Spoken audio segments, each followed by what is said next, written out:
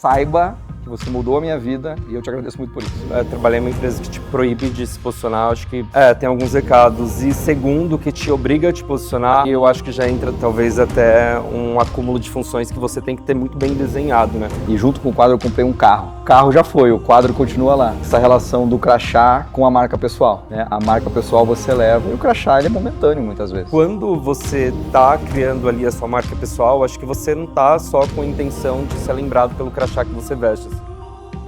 Sejam muito bem-vindos ao Você Marca. Esse é o segundo episódio gravado diretamente da imersão Authentic Leader. Eu sou o Guilherme Wadowski, um ex-executivo e ex-diretor de multinacional, que entendeu que o meu nome era uma marca e que eu poderia ser um negócio e não somente ajudar uma única empresa, mas ajudar múltiplas pessoas e negócios. Esse podcast é para você entender um pouco mais como que você também vira um negócio e vira uma marca. Eu estou aqui hoje com um convidado muito especial. Ele que é jornalista, atua na gestão de comunidades e no desenvolvimento de iniciativas que conectam executivos, especialistas e criadores de conteúdo, ampliando presença de liderança no debate público digital. Esse é um tema que a gente fala com muita força aqui dentro. Ele que também é 30 Under 30 do Meio e Mensagem, um cara completamente fora da curva, crossfiteiro brabo, atleta aí dos brabos, e estava agora, muito recente, na SXSW, representando o LinkedIn, ele que é Community Manager do LinkedIn, meu amigo LG, Luiz Gustavo, seja muito bem-vindo. Obrigado, valeu, Gui.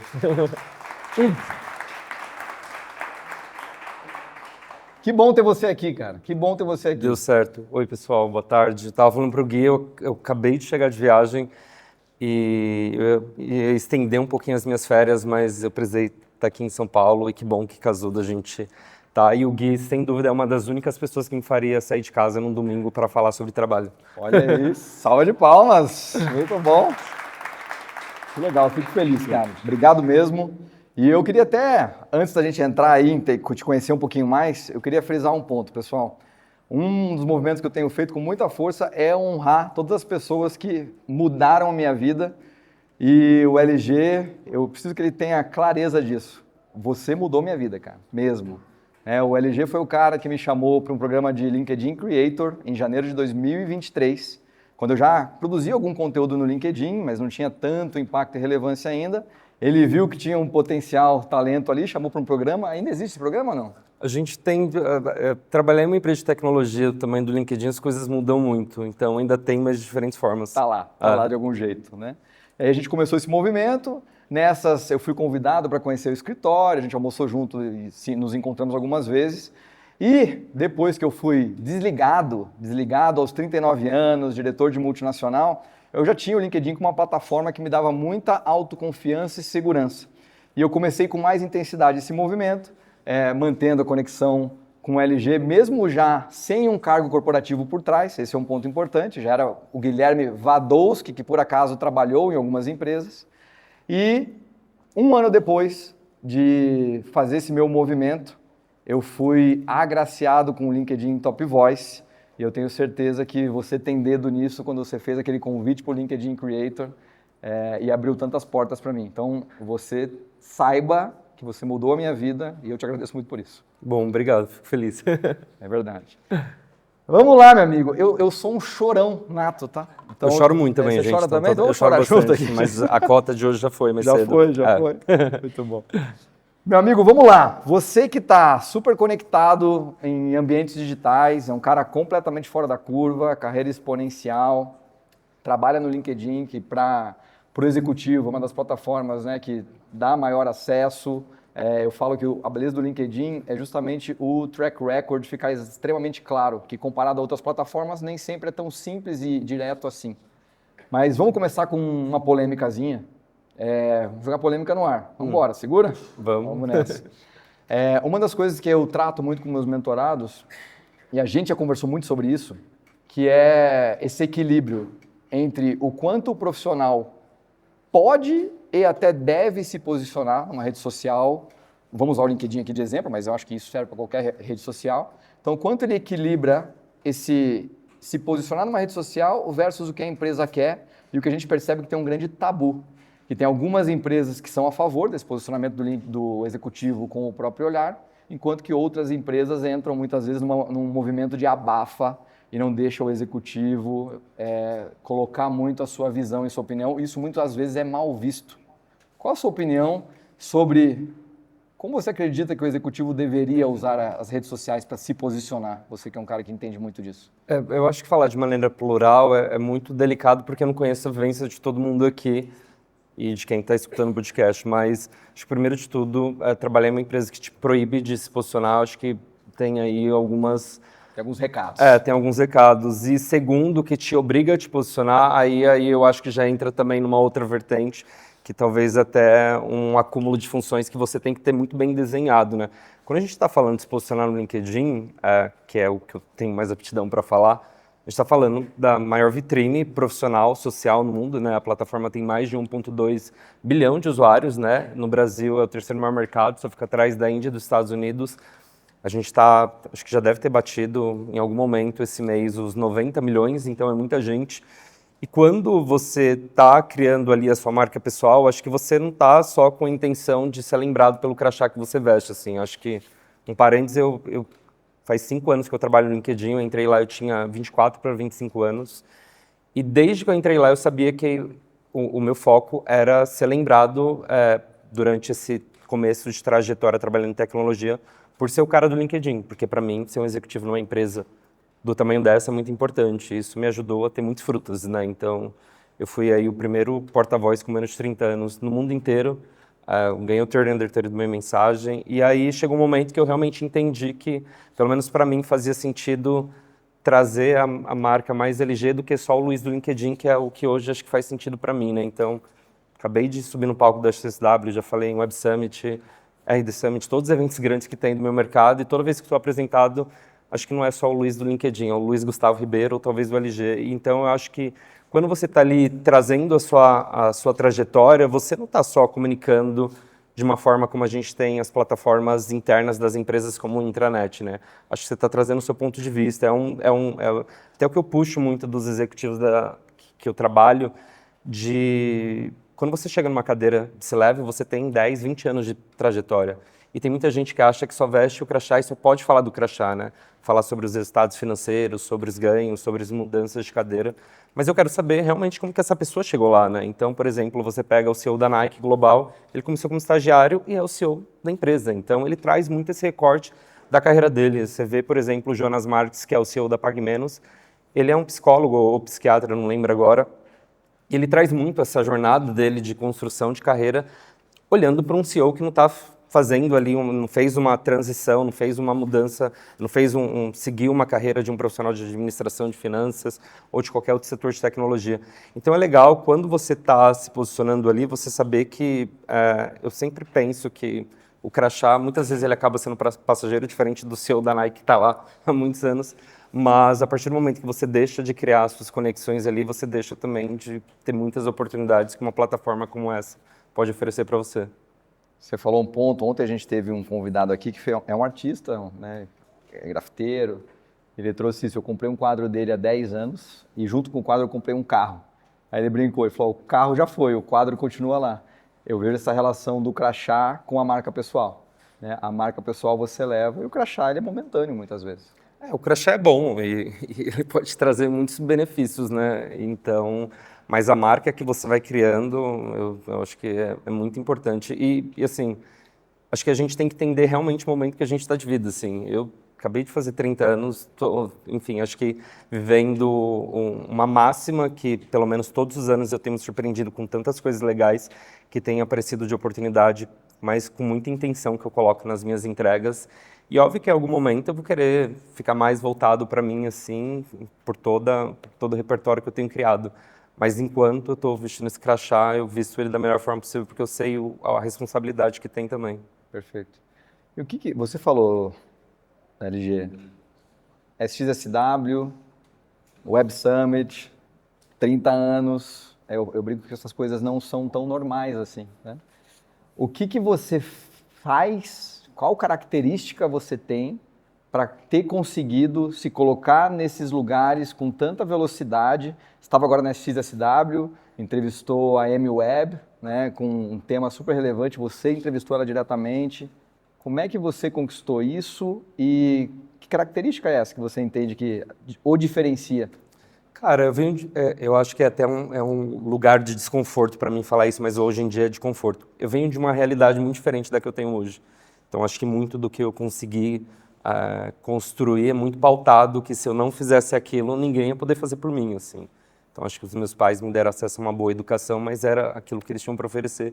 E eu sempre fui muito inquieto, assim, sabe? Eu sempre fui um cara muito nerd, eu utilizei de todos os programas educacionais que eu tinha acesso, porque eu sempre soube que, eu não sei se é uma coisa de leonino, sei lá, mas eu acho que eu sempre tive uma inquietação de querer mudar a minha realidade das pessoas que estavam ao meu redor. E aí, com isso, fez com que eu conseguisse, talvez, não receber as oportunidades, mas ir atrás delas, né? Antes de trabalhar no LinkedIn, eu trabalhava numa agência, eu trabalhava com a parte de digital do LinkedIn, e trabalhar em uma empresa do tamanho dessa, global, eu sempre escutei que era muito difícil passar pelos processos, geralmente os processos duram meses, e eu sempre, pelo menos eu escutava que era muito difícil entrar nessa empresa, mas desde a primeira vez que eu pisei no escritório, nunca vou esquecer, foi o dia 18 de setembro de 2017, eu falei, cara, eu vou trabalhar nessa empresa um dia, eu não sei como. E aí deu 2 anos, 3 anos eu estava trabalhando lá.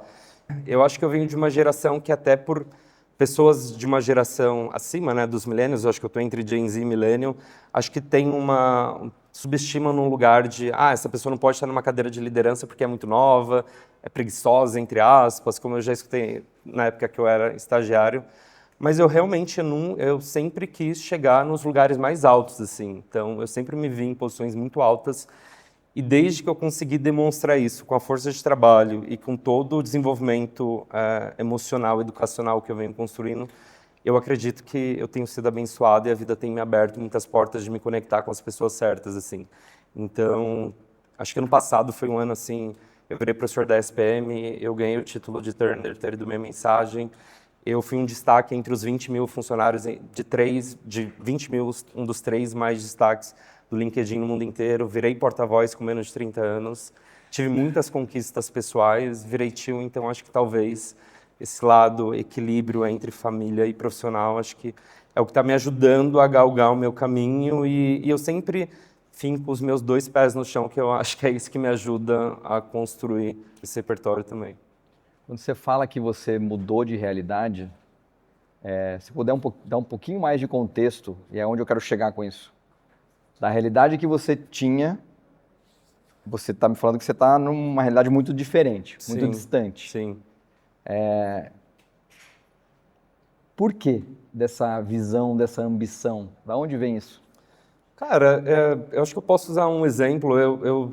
Quando tinha dos meus 15 até os 17, eu estudava numa escola que era uma das únicas escolas boas que tinha em São Paulo, que às vezes eu demorava 2 horas para chegar lá. E aí eu estou mudando para o lugar onde eu estudava na escola e para um bairro super legal e que hoje eu tenho condições de morar nesse bairro. Então, eu acho que vem de um lugar assim de realmente querer provar que a transformação social ela existe e quando você tem interesse em mudar a sua realidade, você tem que correr atrás dos seus objetivos, né? Eu adoraria ser um herdeiro que pudesse fazer tudo que eu quisesse no meu tempo, mas não é minha realidade. Eu acho que eu sou um cara muito ambicioso.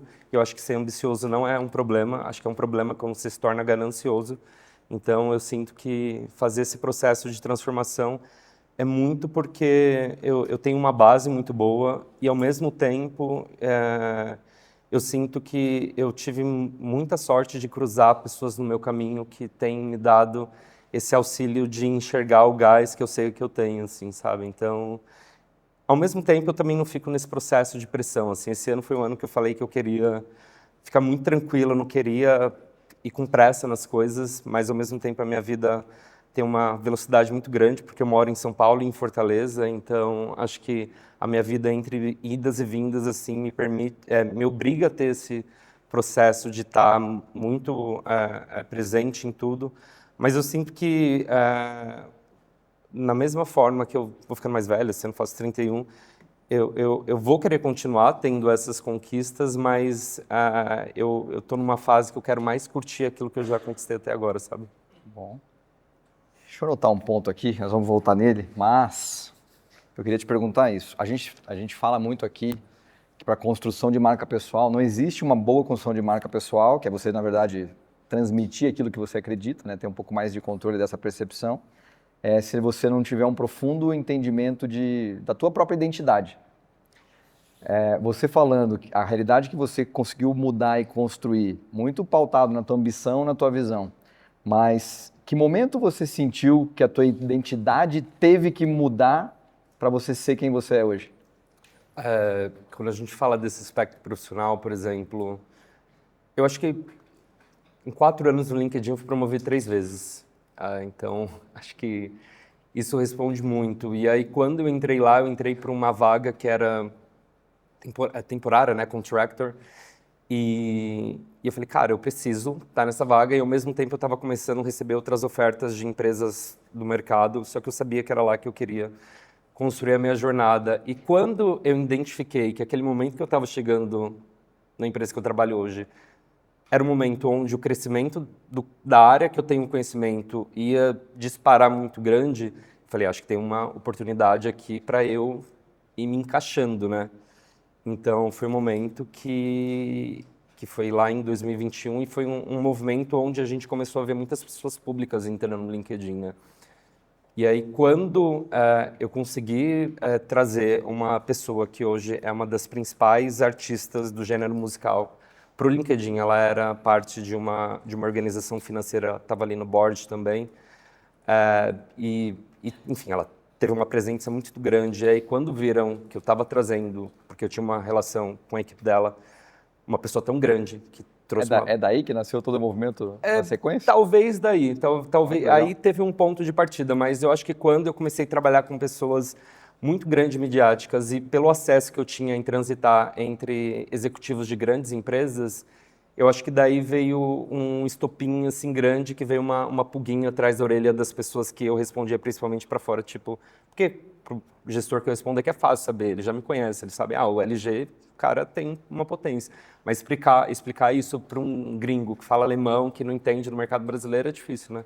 Então eu sinto que eu tive alguns highlights assim, principalmente nessa vinda de pessoas muito grandes, né? Eu tô falando de pessoas que, enfim, têm 100 milhões de seguidores nas redes sociais, que têm 50 milhões de fãs lá no Spotify, atravessam gerações na mídia. Então, quando as pessoas viram que eu estava conseguindo trazer essas pessoas e com isso a gente estava criando um novo movimento na plataforma que até então tinha um aspecto mais 100% empresa e empregador, eu acho que aí surgiu umas inquietações, eu joguei essa inquietação para o outro lado, assim, eu falei, eu estou fazendo o que nem é para eu fazer, mas que de alguma forma está trazendo um resultado legal para cá. E o LinkedIn é uma plataforma só de trabalho? Até pegando um pouco nesse gancho aí. Não, já foi até 2012, assim, era só um lugar de empresa e empregador, né, e empresas de mídia também impulsionando ali suas vagas, publicidade, mas hoje em dia é uma plataforma múltipla, né? Tanto que é uma rede social, a gente fala, se você for buscar nos aplicativos de loja, a Apple Store ou a Google Store, você vai encontrar ali uma rede social profissional. Então, é múltiplo hoje. Falar que é uma rede social só de trabalho, eu acho que é um pensamento muito arcaico até. Eu tive um post que viralizou, e foi um post que eu contava, 1 ano depois eu celebrava a minha demissão. Que não foi um momento fácil, né? A demissão, você acompanhou. E 1 ano depois eu fiz um post que eu trouxe com uma narrativa muito pessoal. Como é que foi todo aquele momento? Eu estava, minha esposa grávida, com filho. E é o tipo de tema que eu vejo que o pessoal não costuma achar que é o tema para um LinkedIn, né? E como que você vê trazer mais esses aspectos pessoais, de vida, de hobbies, o que a pessoa gosta para uma plataforma como o LinkedIn? Tem sentido, não tem sentido? Meio com o que você acabou de trazer. Eu volto para você, faz sentido para você? Para mim faz 100%. Então é o que faz sentido para você, porque o que faz sentido para o Guilherme talvez não faça sentido para o Luiz. Então a gente está ali principalmente quando a gente fala de C-levels, que tem até um receio de se expor assim, né? A gente tem que entender que, eu sempre falo que a sua trajetória profissional não se resume ao cargo que você tem. Muitas vezes o hobby que você tem é o que te potencializa a conseguir entregar cada vez mais resultados. Eu sempre falo que a máxima do LinkedIn para onde você pode ir a partir do momento que você está tentando ir contra os seus valores ou está faltando com respeito com alguém, e eu acho que você tem que parar. mas até lá você tem que olhar para a plataforma como um lugar realmente de construção de marca, mas principalmente de um lugar onde você pode falar realmente sobre hobbies, sobre o que está por trás ali dos bastidores, o que está por trás ali do que a gente vê no seu feed, mas principalmente você olhar para a rede social como um lugar de conversa com pessoas que de alguma forma você inspira e que de alguma forma você também busca essas inspirações, né? Eu sou muito a favor de falar sobre hobby, falar sobre conquistas, falar sobre realmente alguns estímulos que a gente tem na nossa vida fora o escopo de trabalho, né? Porque eu acho que são esses gaps que de alguma forma ajudam a gente a conseguir entregar os resultados que a gente está mostrando ali no feed. Mas a partir do momento que você está indo para um lugar onde acho que esses alertas acendem, aí eu acho que você tem que ter uma questão de entender o que está fazendo sentido para você. Perfeito. O pessoal me procura muito e fala, Guilherme, mas eu quero definir a minha linha editorial para o LinkedIn. Eu quero pilar 1, 2, 3, eu quero falar disso, disso e disso. E muito do que eu trago te faz bem? Qual é a sua vida? Você quer contar, não quer contar? Às vezes o povo vem para mim, Guilherme, mas não vou postar dos meus filhos. Cara, se para você não tem sentido postar dos teus filhos, tá tudo bem. Sim. Mas se é só por um preconceito de LinkedIn não é para filhos, aí eu tenho que quebrar esse negócio, né? Uma coisa é opção. E até porque por exemplo, eu tenho uma linha editorial muito definida que é falar sobre marca, sobre a empresa que eu trabalho, falar sobre temas relacionados ao futuro do trabalho, falar sobre comunicação, até porque eu trabalho com isso, dou aula sobre isso, e eu deixo um espaço muito para falar sobre o que eu faço fora do crachá, né?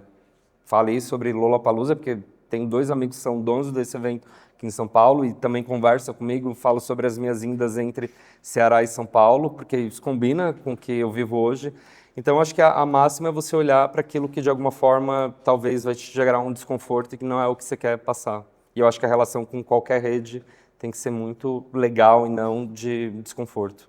Boa. Você que está em tecnologia, rede social, a gente veio desde pandemia, cresceu, né, exponencialmente o que já vinha crescendo. A gente fez um primeiro encontro presencial há poucos dias e veio um comentário dos nossos mentorados falando sobre o quão legal foi essa rede social real, da gente ter se encontrado presencialmente. Como que você que circula aí por grandes eventos também, como é que você está vendo esse movimento de cada vez mais existe uma demanda pelo evento físico presencial, rede social, como é que é esse jogo? Uma das nos 2 temas que mais me despertou a atenção e que eu escutei agora em Austin é sobre presença, né? Então, que nenhuma automação, nenhuma AI pode substituir a presença física e principalmente sobre o fomento das comunidades físicas, né? E sobre essa personalização até de marcas em relação com o seu consumidor final, para entender de fato e promover ações que de alguma forma conseguem tirá-los ali desse ciclo digital, né? E eu acho que a gente, ao mesmo tempo que pós-pandemia, né, a gente tem visto ampliar um número grande de eventos, né? Então eu lembro que ano passado, sei lá, acho que eu subi uns quase 30 palcos em lugares muito diferentes. E chegou um momento eu senti uma fadiga muito grande, que foi quando eu coloquei o pé no acelerador e falei, não, acho que agora eu vou deixar a minha agenda só para painéis, onde eu divido o palco com outras pessoas. Então isso aqui que eu estou fazendo para mim é moleza em comparação a ter que preparar um material, tem toda a estrutura. Então, ao mesmo tempo, eu sinto que tem essa fadiga em alguns momentos, né? Porque acabei de voltar de Austin, eu vi que semana passada já teve o CMO Summit, aí já teve um outro evento 2 dias antes, aí essa semana já tem mais 3 eventos, então assim, eu acho que na mesma velocidade que é importante a gente estar presente, é importante a gente estar presente com intencionalidade, né? Porque senão vira aquela coisa, o arroz de festa que está em todos os lugares, mas ao mesmo tempo não está em nenhum lugar. Então, acho que a gente saber direcionar para onde que a gente vai, escolher os ciclos que a gente vai participar, porque senão vira algo que você só está participando para postar uma selfie no LinkedIn ou no Instagram, mas que de alguma forma não está agregando nada para você. Acho que no final do dia é um equilíbrio, né? Sim. A gente costuma ir muito para os extremos. Eu lembro 2020, pré-pandemia, eu fui na NRF Nova York, feira de varejo, e o assunto da época era o varejo físico, as lojas vão virar tudo digital, aí vem pandemia, metaverso, aquela loucura toda. Agora corta a cena 5 anos para frente, algumas coisas ficaram, muitas coisas ficaram para trás. E olhando para esses extremos, com toda a informação e contato que você tem, a gente vive muito olhando para frente e buscando, e você, acho que isso pode estar relacionado com o que você conversou com a MWeb, esse equilíbrio entre eu fico olhando lá 10 anos à frente, esse excesso de informação, aí eu vou colocar em prática, e no que eu vou colocar em prática já tem uma coisa nova, então eu vivo sempre devendo, né? E o que você percebe nesses ambientes, esse pessoal que está olhando para frente, olhando para o futuro? A MWeb acabou de fazer todo o movimento, né, de parar de fazer o relatório como vinha. Comenta um pouquinho disso, por favor. A MWeb, para quem não é familiarizado, ela é uma futurista que há 15 edições do AXSW, que é um dos principais eventos de inovação e criatividade do mundo, ela apresentava o Tech Trend Reports, que era um report com 10 tendências que iam ditar os anos vigentes no mercado de tecnologia como ampla, mas principalmente do mercado global sobre outras frentes, como ESG, sustentabilidade, AI, macroeconomia. E nesse ano ela acabou, né? Ela, inclusive o evento que ela fez, o keynote que ela fez, teve um tom de funeral, assim, então foi realmente porque ela falou que a gente chegou num momento onde as tendências elas devem morrer porque a gente deve entrar na era da convergência, né? Que é como que a gente está colocando em prática tudo aquilo que a gente está prevendo, né? E no momento onde o acesso à informação é muito rápida, as transformações que a gente tem recebido por AI, por automações, são gigantescas.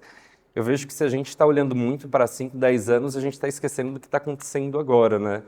Então, eu uso até aquela brincadeira de o que tem na sua pasta de referência e o que você está utilizando, né? Eu gosto sempre de ver o que tem na minha aba de salvos de diferentes redes, porque às vezes eu vou jogando ali e não estou utilizando nada. Talvez o salvo seja só para usar como referência, mas talvez seja um estímulo que eu tenha para criar alguma coisa que eu vi no meu feed e ter em comum. Então, eu sinto que agora a gente, pelo menos o que eu trouxe de lá, né? É que é muito difícil a gente prever como que o varejo físico vai estar daqui a 2 anos, até porque você falou sobre essa história que foi na NRF, que ia se transformar pro online, né? E eu acabei depois de Austin, eu fui para uma outra cidade e tem uma loja até de sportswear, que é a Supreme, e aí era uma loja em Miami, e cara, tinha uma fila virando 2 esquinas com umas 200 pessoas para comprar um lançamento que eles estavam fazendo especificamente naquela loja. E você vê que uma coisa que foi passada há 5 anos mudou totalmente, porque a gente está num processo de atualização muito grande. Então, no momento onde a gente tem visto essas tendências que não ditam regras, porque eu acho que regra é só aquilo que você realmente precisa seguir, mas ditam até formas como a gente tem que se precaver, né? Eu acho que tendências servem mais hoje para se precaver, se prevenir, do que realmente seguir a risca. Então, o que eu sinto é que a gente está precisando mais colocar em prática aquilo que a gente tem do que a gente realmente pensar que a gente precisa se preparar mais. É claro que todo o conhecimento que a gente tem, todo acesso a estudo que a gente tem é muito fundamental, mas eu penso que se a gente não colocar em prática, por exemplo, o que a gente está aprendendo aqui no final de semana, num plano, acho que não precisa ser um plano de 5 dias, não. A gente está falando que a gente acabou de começar o ano, a gente está em março ainda, mas se a gente deixar para colocar tudo em prática do que o Gui vai tá falando hoje, e só voltar nisso no próximo evento que ele fizer daqui a 6 meses, daqui a 1 ano, eu acho que a gente está perdendo muito tempo. Então, eu sinto que realmente é o momento da gente olhar para aquilo que a gente tem e pensar já em planos de ações. Eu comecei a ler um livro essa semana, que é o Open to Work. O Ryan, que é o CEO do LinkedIn Global, ele lançou um livro onde ele fala muito sobre como que a gente pode sobreviver na era da AI, né? E aí é muito interessante porque ele até propõe um plano de 30, 60 a 90 dias sobre como que a gente pode potencializar o nosso trabalho com diferentes inteligências artificiais. Ele usa alguns exemplos ali, muito claro que a gente fala sobre o Copilot, porque é da Microsoft, né? E a Microsoft é a dona do LinkedIn. Então é legal até mesmo como que a gente consegue pensar nisso, né? Eu tenho me proposto a fazer sobre isso, porque parte do meu trabalho hoje já é potencializado por AI, então eu tenho já criado alguns estímulos para entender como que daqui a 30, 60, 90 dias o meu trabalho vai ter uma excelência maior do que hoje, pensando nos acessos, nos recursos que eu já tenho disponíveis para mim. E pensando nisso, você tem alguma dica prática que você usa para você mesmo? Porque você tem um arsenal de informação chegando em você o tempo inteiro, um monte de coisa sexy, de nossa, eu quero mexer, quero olhar. Como é que você faz para não pirar até com esse monte de informação? É filtrar, né? Curadoria, eu acho que é uma dessas tendências que já são realidade.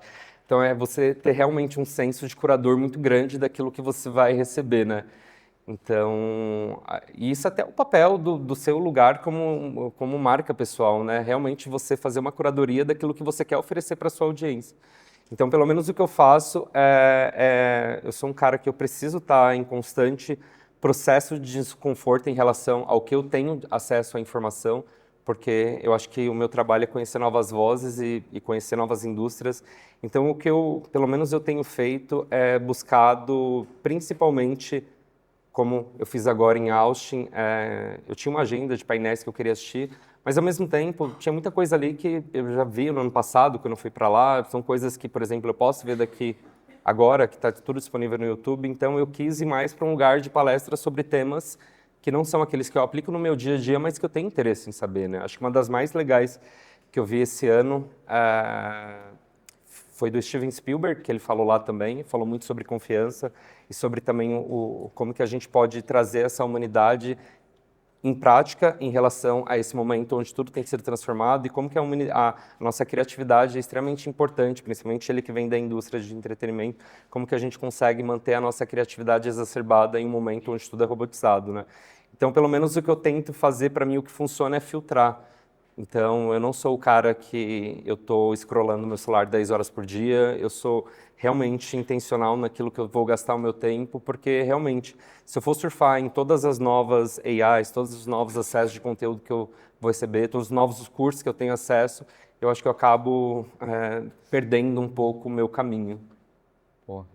Curioso, você falou, o quanto você delimita essa participação de rede social, sendo que você trabalha em uma, parte do seu trabalho está navegando lá, mas você consegue ter uma disciplina de se manter fiel de maneira bem prática mesmo, tá? Sim, Como é que sim. você faz para não ficar envolvido? Você define um tempo que você vai usar por dia? Como é que é isso? Esse ano, eu comecei um exercício de, por exemplo, domingo no scroll, assim. Então, domingo eu tenho buscado o máximo. Por exemplo, tem uma entrega que eu tenho que fazer para amanhã, até porque fora o Luiz do LinkedIn, eu crio conteúdo para outras redes e tinha uma entrega que eu precisava fazer para uma outra rede amanhã. Então, domingo eu bloqueio meu celular para não ficar scrollando. Então, isso... Essa entrega que você vai fazer para amanhã em outra rede social e é um negócio que te dá dinheiro.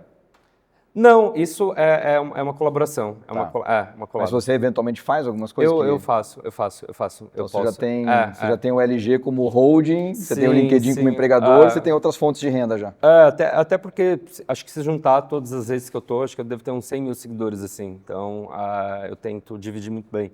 Então, o que eu faço para mim óbvio que parte do meu dia, o meu LinkedIn fica aberto o dia inteiro E o chefe não reclama no no teu caso. desktop, não. E aí ele senta na minha frente, então não reclama não. Então, e o meu tempo de consumo em outras redes sociais, eu consigo delimitar muito bem, assim, eu não sou o cara que acordo, já vejo o celular, eu acho que isso é um vício que acaba com o nosso senso de criatividade, então eu tenho muito bem definido isso, até porque como eu fico imersivo muito tempo em entender o que tem sido usado, quais são as tendências que têm acontecido, para que de alguma forma eu possa trazer para o meu dia a dia profissional, mas é um pouco desafiador, mas ao mesmo tempo eu consigo entender que isso faz parte do meu trabalho, né? Então, até o que eu converso com amigos que trabalham exclusivamente como creators, né? Então eles falam que às vezes chegam nessa fadiga de, pô, tô o dia inteiro ali usando, postando 10 mil stories por dia, mas aí tem gente que tem 20 milhões de seguidores, tem que postar porque tem que entregar. Então eu consigo hoje ter esse filtro de saber até onde eu vou. E domingo, sempre. Cara, eu tenho conseguido fazer Sempre. isso. Boa dica. Geralmente, Vou implementar. eu tenho feito um no scroll assim e o máximo que eu passo é domingo Substack, que é uma das redes que eu mais consumo hoje em dia, que é uma rede mais voltada para artigo, então eu passo lá uma boa parte do tempo lendo, mas olhando o que está acontecendo, até na rede que eu trabalho, eu dou um stop. Assim. Né? Chega uma hora que não dá. Me conta uma coisa. Eu hoje tenho uma mentoria para não somente executivos, mas eu acabo tendo muitos executivos porque eu fui executivo. E um comentário que eu escuto com muita frequência, eu queria um pouco de opinião do especialista no sentido de o cara que está muito no digital, a turma costuma trazer com muita frequência. Guilherme, não quero ser influencer. E o que eu falo tem uma coisa que é ser influencer, outra coisa é ter presença digital. Me ajuda a ajudar a turma a entender isso um pouco melhor? Eu acho que eu acho até meio bobo isso, falar que eu não quero ser influenciador, não quero ser não sei se é da minha geração que eu vejo muitas pessoas ganhando muito dinheiro com isso, criando muita autoridade com isso. Mas eu acho que a partir do momento que você se bloqueia a querer ser algo que você pode utilizar muito bem a seu favor, eu acho que talvez você tem que se atualizar um pouco e parar de pensar que a gente está ainda em 2010, né? E aí, um ponto que eu falo... Aí pegou pesado, aí pegou pesado. O que eu falo é que, assim, o papel de você... O nome influenciador já diz, né? Você influenciar outras pessoas. Tem gente que influencia para o bem, tem gente que influencia você para o mal a ter dívidas, né? Com jogos de aposta, por exemplo. Então, acho que não é esse o caso. O que eu falo é que quando você está nesse papel de liderança, ajudando com que outras pessoas, é muito da missão do LinkedIn e da visão, né? A missão e a visão da plataforma está muito conectada a ajudar com que outros usuários sejam mais bem-sucedidos em suas áreas de atuação. E quando você tem uma rede grande, que você consegue, através do conhecimento que você tem, amplificar e potencializar a carreira de outras pessoas, eu acho que você desperdiçar isso por puro ego, por pura preguiça, assim, é uma questão que talvez você está desperdiçando oportunidades e pode ser que essa oportunidade possa ser a virada de chave que você vai ter na sua vida em algum momento, né? Então, a gente tem que saber realmente qual que é o nosso papel nesse lugar de influenciar e como que a gente pode utilizar isso a nosso favor. A gente vê diferentes executivos utilizando isso muito bem feito, né? Então, eu posso dar uma lista aqui de 100 CEOs que fazem isso muito bem feito, mas eu também, até hoje, em 2026, eu escuto em algumas reuniões e a pessoa fala assim, mas eu não gosto de me expor, eu não quero falar, eu não tenho interesse.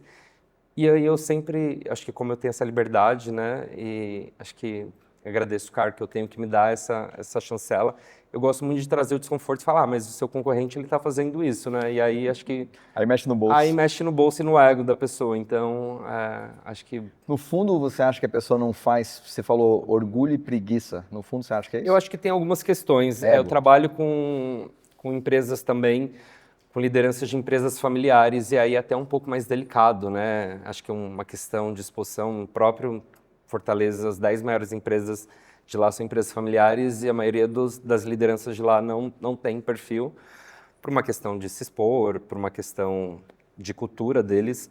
Mas quando a gente fala sobre esse ego, é porque a pessoa, apesar dela ter muitos zeros na conta dela, ela sente que ela não precisa estar ali. Para ela, estar na capa do valor já é suficiente, né? E a gente está em 2026. Hoje em dia, a indústria da Creator Economy já movimentou mais de 250 bilhões de dólares no mundo inteiro. Então, e quando a gente fala de Creator Economy, a gente fala também de B2B Influencer, né? Que são esses influenciadores corporativos. Então, realmente, eu sinto que quem não está se posicionando, puxando sardinha até pelo LinkedIn, realmente está perdendo um mar azul de oportunidades. Eu falo muito sobre o Mar Azul. Eu vejo que em outras redes sociais tem muita oportunidade também, mas para quem tem um histórico muito positivo como um executivo, o LinkedIn é um oceano azul. É o que realmente mudou minha vida desde os empregos. Estava comentando com o Luiz mais cedo. Minha primeira proposta de emprego veio em 2014 via LinkedIn. E todas as mudanças depois foram via LinkedIn. O emprego que eu consegui no LinkedIn foi pelo LinkedIn. É isso.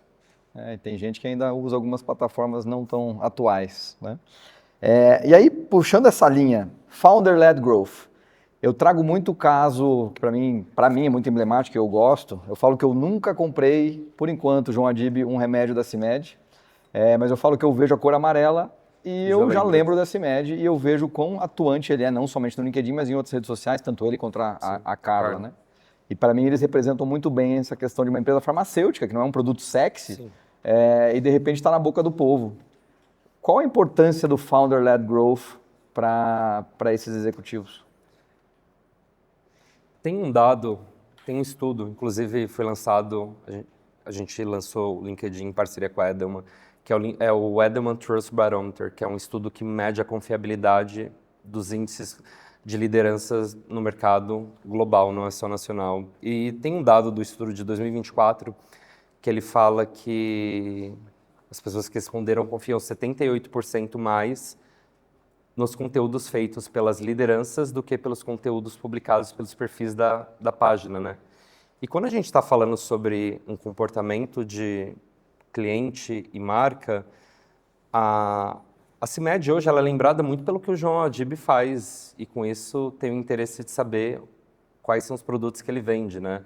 Então ele tem uma rede que ele consegue criar essa influência começando pela principal liderança da organização, né? Então qual prova social você tem maior do que a principal liderança da organização mostrando ali todas as cartas que ela tem, né? E aí vai cascateando. Então você tem a Carla também, que é uma liderança que passa ali todos os dias no perfil dela, mostrando desde quando ela acorda até quando ela vai dormir. Tem colaboração com a nora dela, que é a Lívia, que é uma influenciadora de moda, e traz muito para esse público mais fã, para esse público mais Gen Z, assim, mais de outras gerações, sobre a história do Carmed também, que é um produto que hoje se tornou um desejo de muitas novas gerações também. Então, quando você tem essa prova social, começando a partir do perfil da principal liderança, você consegue ver que realmente o índice de confiabilidade em você comprar aquele produto é muito maior do que você não comprar. Eu não sei se vocês acompanharam agora a polêmica do CEO do McDonald's, né? Que ele foi dar uma mordida no lanche, ele virou a cara assim... Estava um pouco não tão com vontade. Deu para ver que ele nunca comeu um Big Mac 4 da manhã no McDonald's, né? E aí veio o CEO do Burger King e comeu, se deliciou com aquele produto. E então você vê um gerenciamento de falar sobre a marca que você está ali à frente muito diferente, né? Então, quando você tem essa oportunidade de chancelar o produto que você está vendendo, que você está oferecendo ali para o seu cliente final, começando pela sua prova social, que é você falar sobre esse produto, eu acho que é melhor do que qualquer release que vai para a grande mídia. Você acaba tendo muito mais velocidade. Razão, né? E velocidade mesmo, né? Então, a gente até fala isso. Parte do meu trabalho no editorial do LinkedIn é fazer com que mais lideranças falem sobre as suas organizações no cunho jornalístico no LinkedIn, e não somente em grandes veículos de imprensa, né? Então, e é legal porque ali a gente consegue entregar realmente para as pessoas que estão interessadas em saber o quanto, por exemplo, uma empresa grande de varejo faturou naquele trimestre, quais são os lançamentos de uma empresa de moda, de uma empresa de tecnologia para aquele ano vigente. E quando essa notícia começa pelo perfil da liderança, acho que ele consegue englobar ali não somente as pessoas que estão trabalhando na sua organização, mas pessoas que têm esse desejo de trabalhar na sua organização, né? Por isso eu vejo até muitos perfis trazendo oportunidade de trabalho, as vagas, né, que a gente tem lá, a aba de vagas também no LinkedIn, começando as vagas pelos perfis da liderança, né, porque sabe que é um movimento de não somente de thought leadership, mas principalmente dessa questão de construção da marca pessoal e de marca empregadora, que você está mostrando, a partir do perfil dessa liderança, que é interessante trabalhar na empresa que ela está à frente. E o espaço é aberto, né? Então, Exato. Se o líder está lá, ele fala alguma coisa que não tem coerência com como ele é na prática, a tendência de aparecer um monte de comentário também Sim. mostrando o contrário é muito forte, né? Exato, exato. Então, eu sempre falo que se você tem esse papel, e eu tenho visto, e é parte do trabalho do meu time, né, de potencializar para que mais lideranças falem em seus perfis, ajudem com que outros usuários sejam mais bem-sucedidos e não fiquem só falando de si.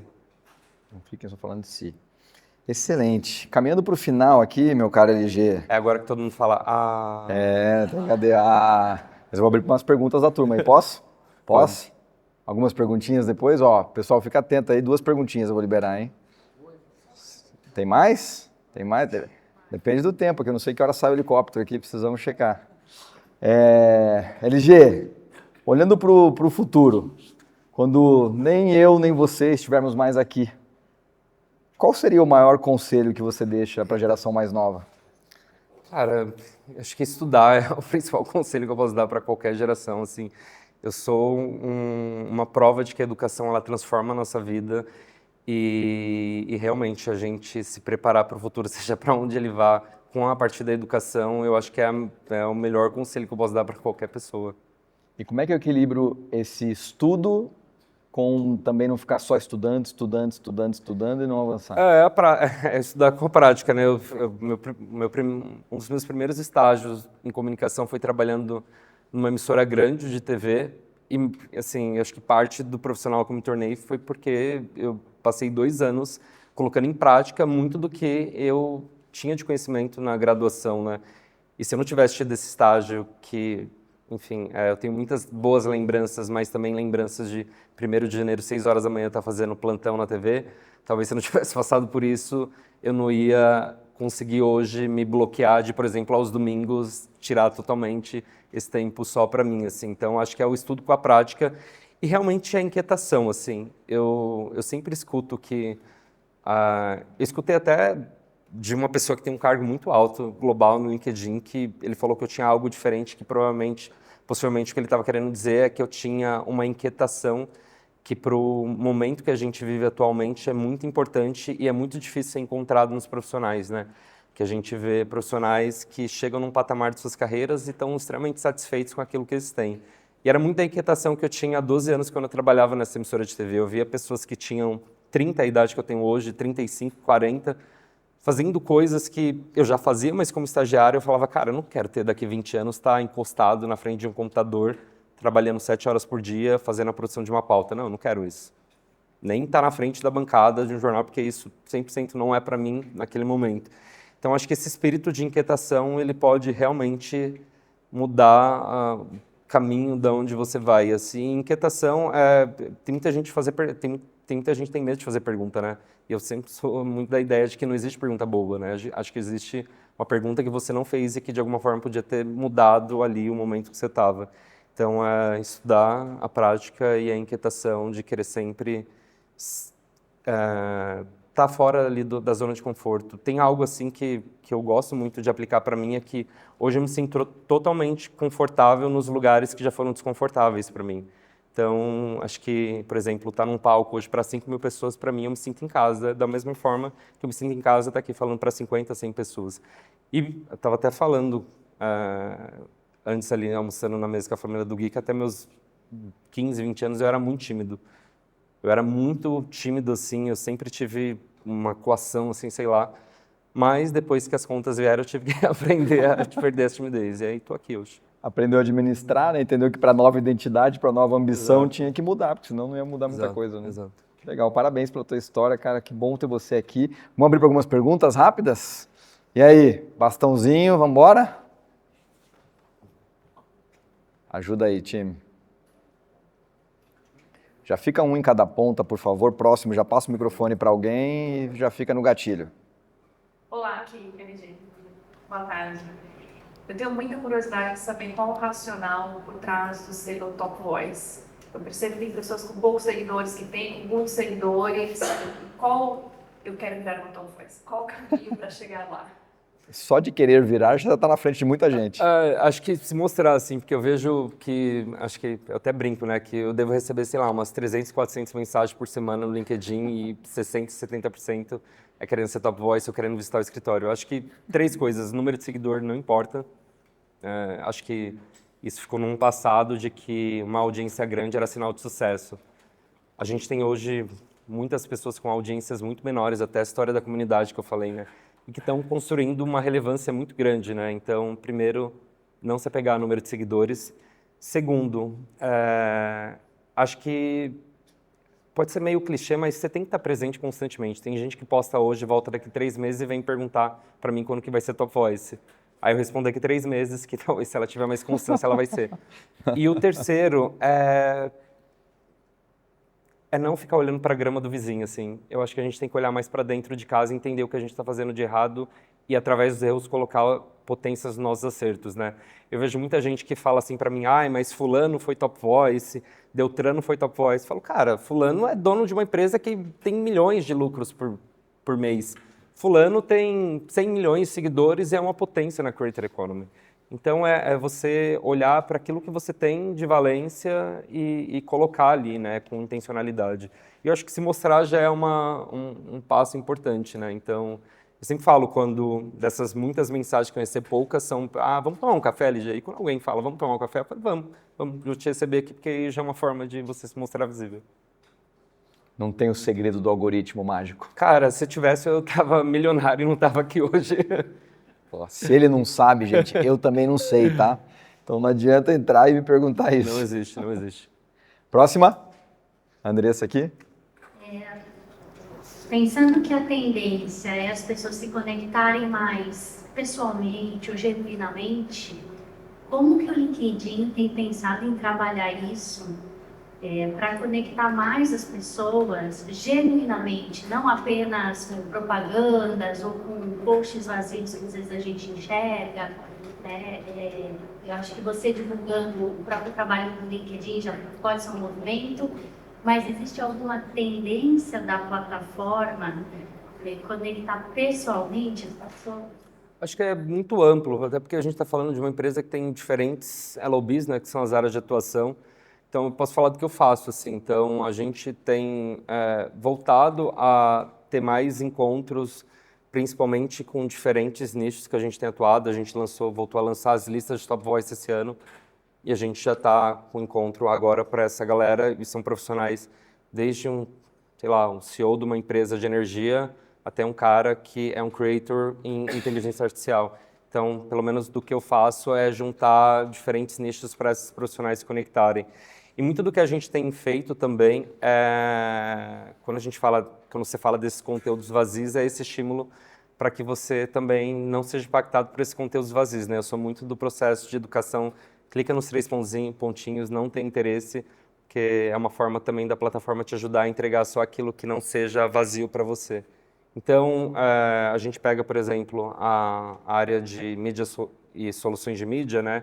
Eles estão agora fazendo diferentes formas de entregar produtos pautados por muito do que a gente vê de LLM e como que a gente consegue, como que eles conseguem juntar os clientes deles numa mesma mesa e promover discussões para entender quais são as dores daqueles clientes e como que eles conseguem colocar em prática. Então, acho que depende muito, mas o que eu faço editorialmente, eu tenho feito esses encontros com grupos diferentes, de diferentes seguidores, de diferentes nichos e segmentos, para entender como que, de alguma forma, a gente pode escutar essas pessoas e colocar em prática as dores e os acertos que a gente tem tido para melhorar cada vez mais. Legal. Tô pronto para o próximo encontro, hein? Pois é. Presencial aí. Conta comigo. Pode deixar. Beleza, vamos lá, Luiz. A gente sempre tem dúvida, né, como que executivo, o quanto que exposição que a gente põe de maneira que não seja vaidade, ego, que é somente, e como que isso possa virar valor para a sua marca pessoal, colocando qual tipo de conteúdo na sua visão, ou colocando qual tipo de artigos ou coisas que possa aumentar a sua marca pessoal. Eu sempre falo que um executivo ele não é feito só de bons resultados, né? Então, talvez trazer os aprendizados que essa pessoa teve já é um fator importante. Segundo, principalmente se você está nessa cadeira de C-level, né? Eu sei que é difícil a gente pensar quando a gente chega nesses lugares altos, mas o que a pessoa que está no cargo mais inicial da sua empresa pode ter de valência, pode ter de skill, que de alguma forma vai ajudá-la a chegar no mesmo cargo que você está. Então, trazer esses ensinamentos para que essas pessoas, de alguma forma, consigam se inspirar em você, né? Eu sei que quando a gente fala sobre esse lugar de ego e falar sobre o crachá, tem uma diferença muito grande. Mas foi até o que eu trouxe aqui, é você ir até onde é confortável para você, mas principalmente entender que ali é um lugar. Se você tem 5, 10, milhares de seguidores, você pode realmente ser um divisor de águas na vida de muita gente através de um conhecimento que você está trazendo ali para a sua rede. Boa. Acho que é reduzir a restrição, né? A gente acaba restringindo muito por ignorância. Dá mais uma? Dá sim. Última. 2. Então, peraí. Luiz, tudo bom? Eu sou da área de saúde, né? Então a gente olha muito o LinkedIn, uma rede social de trabalho, né? Mas a gente está começando a ver um movimento muito forte dos colegas, né? Dos colegas da área de saúde, estou procurando inclusive minha esposa para ela fazer uma repaginada no LinkedIn pessoal. E eu queria saber de você assim. Você acha que isso é uma tendência que os profissionais da área de saúde, médicos, dentistas, cirurgiões, eles procurem aumentar mais esse acesso, né, do LinkedIn na produção de newsletter, tentar melhorar os conteúdos, né, no LinkedIn? Você acha que isso é uma tendência de se consolidar? Cara, eu sou uma pessoa que eu procuro médico pelo LinkedIn, então eu faço isso. Inclusive, o cirurgião da minha cirurgia de amígdola, eu encontrei ele lá. Como é que você procurou ele assim, gente? Cara, No da Google mesma eu forma sei, que eu vou mas- lá no aplicativo do convênio, eu procuro por... É mesmo? Eu faço isso, talvez seja porque eu trabalho lá, mas Fica pelo a menos dica aí, ó. funciona. A gente, na época da pandemia, lançou uma lista de top voices de saúde, né? Então, foi um momento... eu não lembro agora qual que é o dado do número de profissionais da área da saúde que estão presentes, mas a gente fala que a plataforma é um retrato do que a gente vive no mercado de trabalho como amplo, né? Você não vê só pessoas em cadeiras executivas ali, é o que muita gente acha e é o que muita gente às vezes cria no seu subconsciente do porquê não vai estar lá, né? Ah, não, só tem pessoas que estão em cargos muito altos, né? Não, gente, a gente tem, acho que 3%, 2%, ou alguns poucos por cento, mas que ainda representa uma porcentagem de profissionais no LinkedIn, acredite se quiser, são de profissionais que têm a profissão de palhaço. Então, a gente tem, assim, cargos muito diferentes que estão ali presentes e que, se você olhar por fora, você vai falar, pô, essa pessoa não está aqui. Então, quando a gente fala de profissionais da área médica, a gente está falando de profissionais que têm ali uma responsabilidade muito grande e, principalmente, eles conseguem não só trazer o conhecimento das suas áreas, mas ajudar com que outras pessoas se inspirem também através dos conteúdos clínicos que eles estão trazendo, né? Antes a gente tinha que ir ali num site específico de artigos científicos da área de saúde para ver um tema ou talvez ler um artigo num veículo, e hoje, se você tem acesso a esse conhecimento e pode trazer ele direto ali para um usuário dentro de uma rede social, acho que isso é um tema importante que pode ajudar você a se diferenciar. Então, sem dúvida, a gente faz trabalho com vários grupos, né? Eu lembro agora a DASA, a Fleury, também os profissionais. O Einstein, o presidente, o Sidney, eu estava com ele agora em Austin, ele é top voice do LinkedIn. Então, acho que serve aí como um benchmark e referência Oceano para Azul vocês. do Oceano Azul, né? É, Que é uma plataforma que tem muita oportunidade para a área, para o segmento, com muito mais oportunidade ainda. Sim. Ótima pergunta. Carol?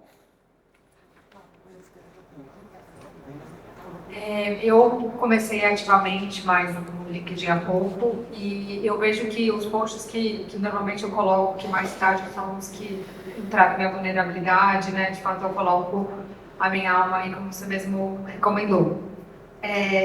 Na sua visão, quero ouvir a sua opinião. Como você acha que a gente pode transformar isso, potencializar isso cada vez mais em negócio? No caso, claro, a gente faz mentoria, mas não só se restringir à mentoria como um produto, mas como uma marca, guarda-chuva, que pode ter outras frentes de negócio. Eu sei a opinião do Gui, eu queria ouvir a sua. que ele fala que o post dele da demissão... Deu 2 milhões de reais. Então acho que isso já responde muito, assim, mas eu sempre falo que a sua rede só vai funcionar para você se você se conectar com as pessoas certas ali. E quando a gente está falando de conectar com as pessoas certas, não é só quem é par da gente no mercado. É entender quem são as pessoas que estão consumindo o nosso conteúdo e que, de alguma forma, também não estão presentes no nosso ciclo profissional, né? Eu falo muito para utilizar os analytics do LinkedIn, linkedin.com/mydashboard, ou entrar no seu perfil, minhas análises, e ver ali quem são as pessoas da sua área de atuação, quem são as pessoas fora da sua área de atuação, quais são as regiões do Brasil que essas pessoas estão presentes, quais são a faixa etária, né? Porque é você entender para quem você está falando antes de você começar a falar, né? Eu vejo que muita gente acaba se frustrando porque a pessoa está falando ali de uma forma que talvez não é o público que ela quer atingir, né? Por isso que você tem que entender como que você vai se posicionar, seja pelo formato, seja pelo tema que você está trazendo, e a partir daí você entender como que você quer se posicionar na plataforma pensando nos negócios que você vai fazer ali fora, né? Tem o Sales Navigator, que é uma plataforma, é uma ferramenta ótima de leads também. Você consegue ali mapear quem são as pessoas que você quer atingir. E tem muitas outras. Eu não sei falar de tudo, tem tanta coisa que acontece ali, mas eu falo que para as pessoas curiosas que têm interesse em potencializar seus negócios a partir da plataforma, eu não tenho dúvida que você vai ter muito sucesso. Assim, eu tenho pessoas muito próximas a mim que têm uma receita muito grande com a plataforma, somente com a plataforma, que estão fazendo isso muito bem feito. Assim. Então, acho que ter o senso de curiosidade, principalmente conhecer a sua audiência, são 2 pontos importantes. Obrigada. Fantástico. Dá. Dá mais uma. Última. É que esse cara é do Instagram, entendeu? Ele tá aprendendo LinkedIn. É justamente por isso, tudo bem, Maurício? Joia. Eu crio muito conteúdo para o Instagram e vejo que o vídeo no Instagram conecta mais. Só que no LinkedIn eu vejo que ele não conecta. Então eu vejo que os principais top voices é sempre texto, né? Por isso, então eu queria o teu olhar se isso é de momento, se isso vai mudar ou se isso é um tipo de consumo dessa plataforma que é dessa forma. A gente tinha até 2025 a Videotab, onde você scrollava ali como se fosse um feed somente de vídeos, só que hoje ela acontece somente em Namer, né, que é os países da América do Norte. Então, no momento onde a gente tem um leque de conteúdos, né? Então, por exemplo, se você olhar as outras redes sociais, elas se limitam a formatos multimídia, né? Que é ou vídeo, ou texto, ou imagem, né? O LinkedIn, ele tem texto, enquete, imagem, artigo, newsletter, carrossel, eventos ao vivo, eventos em áudio, e deve ter alguns usos que eu estou esquecendo.